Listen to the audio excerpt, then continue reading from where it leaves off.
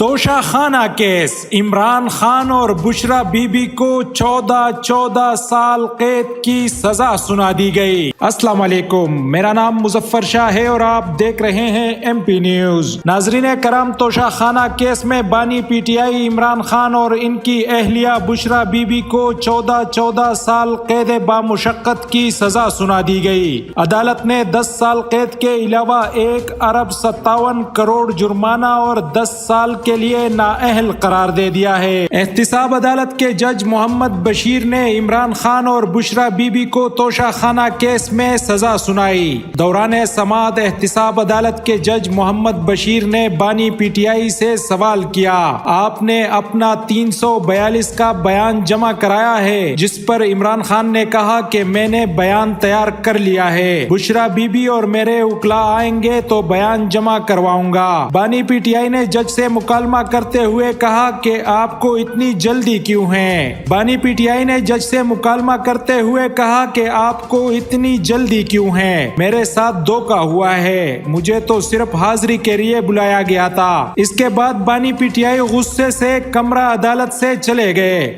بانی P T I نے کہا کہ مجھے تھوڑا وقت دیں، میرے وکلا آ رہے ہیں، تاہم جج محمد بشیر نے بانی پی ٹی آئی کو وقت دینے سے انکار کر دیا۔ بعد ازاں جج نے جیل سپرنٹنڈنٹ کے ذریعے عمران خان کو پیغام بھیجا کہ آپ کمرہ عدالت میں آئے، ہم نے اپنی کارروائی مکمل کرنی ہے، لیکن بانی پی ٹی آئی نے انکار کر دیا، جس کے بعد احتساب عدالت کے جج محمد بشیر نے توشہ خانہ کیس کا مختصر فیصلہ سنا دیا۔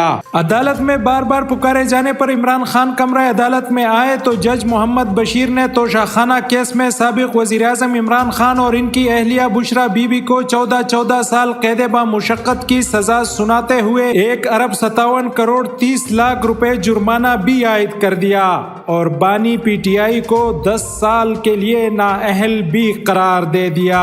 بہت شکریہ۔ مزید خبروں اور اپڈیٹس کے لیے سبسکرائب کریں M P news. M P news Swat سمیت ملکی اور غیر ملکی خبریں آپ تک پہنچائے سب سے پہلے۔